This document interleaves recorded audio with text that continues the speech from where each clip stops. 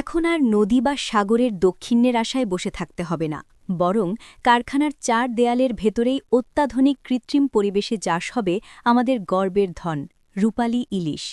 বর্ষার দুপুরে ধোয়া ওঠা গরম ভাতের সঙ্গে ইলিশ ভাজা বাঙালির কাছে এক আবেগের নাম, এক বিলাসিতার নাম। কিন্তু বাজারের আগুনের মতো দামে সেই স্বাদ এখন মধ্যবিত্তের কাছে কেবলই দীর্ঘশ্বাস।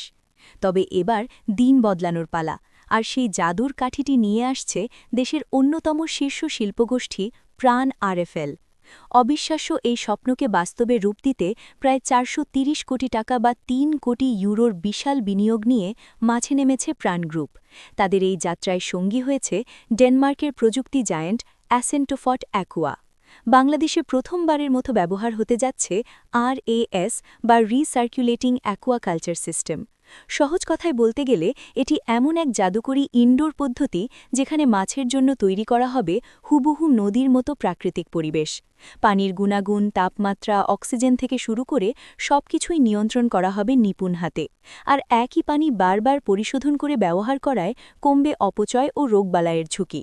তবে এত বড় সুসংবাদের ভিড়েও সাধারণ মানুষের মনে উকি দিচ্ছে সেই চিরচেনা প্রশ্ন, স্বাদ কি সেই পদ্মার ইলিশের মতো হবে, নাকি ফার্মের মুরগির মতো হারিয়ে যাবে আসল ঝাঁজ? আর দাম, তা কি আসবে সাধারণের নাগালের মধ্যে?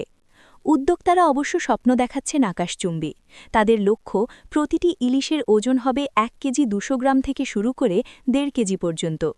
প্রকল্পটি পূর্ণতা পেলে বছরে প্রায় ২,০০০ মেট্রিক টন মাছ উৎপাদনের আশা করা হচ্ছে, যার বড় একটি অংশ পাড়ি জমাবে বিদেশের মাটিতে, মেটাবে প্রবাসীদের ইলিশের তৃষ্ণা।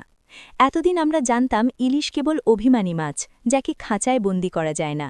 কিন্তু ডেনিশ প্রযুক্তি আর দেশি সাহসীর এই যুগলবন্দি যদি সফল হয়, তবে তা কেবল মৎস্য খাতেই নয়, বরং বাংলাদেশের অর্থনীতিতে ঘটাবে এক নীরব বিপ্লব। এখন শুধু সময়ের অপেক্ষা, প্রযুক্তির ছোঁয়ায় আমাদের জাতীয় মাছের ভবিষ্যৎ কোন নতুন ইতিহাস লেখে তা দেখার।